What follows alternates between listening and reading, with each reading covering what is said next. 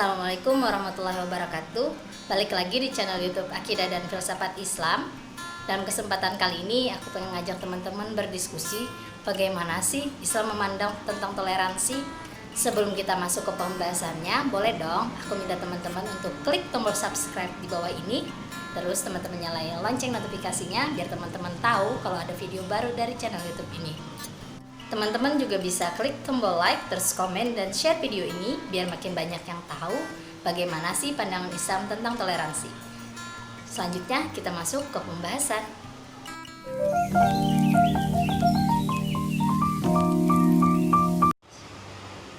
Dalam sejarah Islam, toleransi sudah ada sejak zaman dahulu. Perilaku mulia ini dicontohkan dan diterapkan oleh Rasulullah Sallallahu Alaihi Wasallam. Beliau merangkul berbagai suku, ras, bahkan warna kulit agar menciptakan wajah Islam yang moderat. Toleransi di dalam Islam lebih cenderung kepada muamalah dan tidak ada toleransi dalam urusan ibadah ataupun keimanan. Jadi, kalau dalam ranah keimanan, Islam sangat menolak tegas adanya toleransi. Seperti firman Allah dalam Quran surah Al-Kafirun ayat 1-6, Bismillahirrahmanirrahim. Qul ya ayyuhal kafirun la a'budu ma ta'budun wala antum abiduna ma a'bud wala ana abidu ma abattum wala antum abiduna ma a'bud lakum dinukum waliyadin.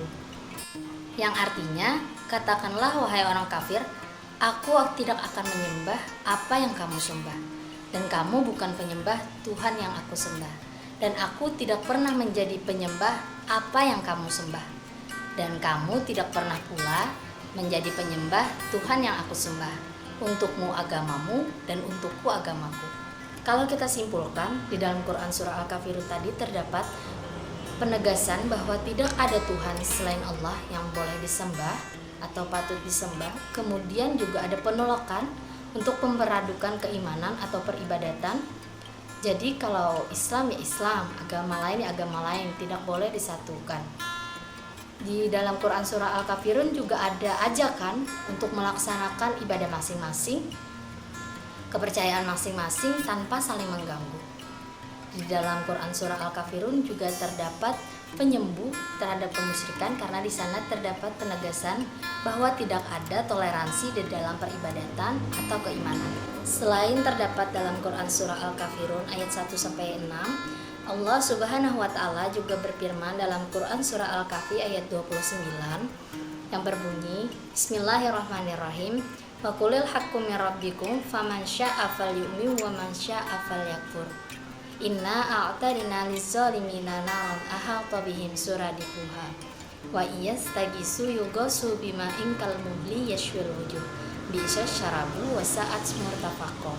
Yang artinya, dan katakanlah kebenaran itu datang dari Tuhanmu. Maka barang siapa yang ingin kafir, biarkanlah ia kafir. Sesungguhnya kami telah menyediakan bagi orang zalim itu neraka, yang gejolaknya akan mengepung mereka. Dan jika mereka meminta minum, niscaya mereka akan diberi minum dengan air seperti besi yang mendidih, yang menghanguskan muka. Itulah minuman yang paling buruk dan tempat istirahat yang paling jelek. Jadi di dalam surah Al-Kahfi ayat 29 ini Allah menegaskan bahwa kebenaran itu datangnya dari Allah Subhanahu wa Ta'ala, sedangkan yang salah datangnya bukan dari Allah Subhanahu wa Ta'ala.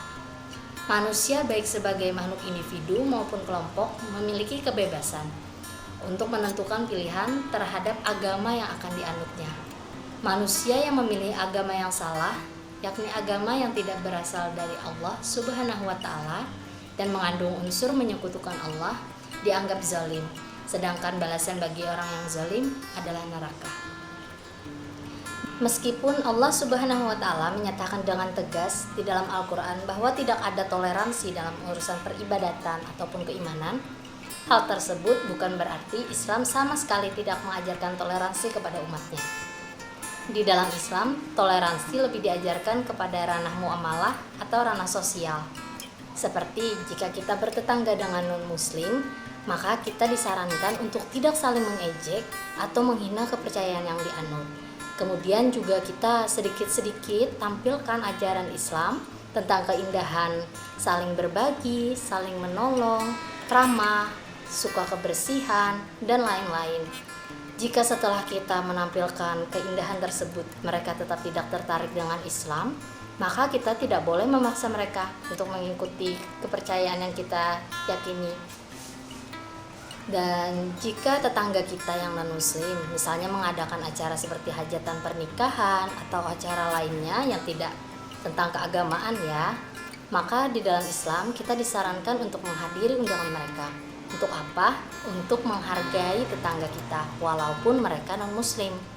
Itulah toleransi yang diajarkan dalam Islam. Bahkan jika ada saudara kita yang bukan muslim atau penganut agama lain sedang tertimpa musibah, maka di dalam Islam kita disarankan loh untuk memberikan doa kepada mereka, memberikan support sebagai bentuk toleransi kita terhadap penganut agama lain. Islam juga tidak melupakan bahwa toleransi itu memang penting, sehingga Islam mengajarkan toleransi dalam bidang sosial. Karena itulah setiap orang, siapapun dia tidak boleh memaksakan keyakinan yang ia anut kepada orang lain. Demikian juga sebaliknya. Keyakinan seseorang merupakan hak asasi dan sangat fundamental bagi seseorang, sehingga memaksakan keyakinan terhadap orang lain dilarang di dalam Islam. Semoga yang saya sampaikan hari ini bisa bermanfaat untuk teman-teman semua. Sampai di sini dulu pembahasan kita kali ini. Sampai jumpa di video selanjutnya. Wassalamualaikum warahmatullahi wabarakatuh. Bye.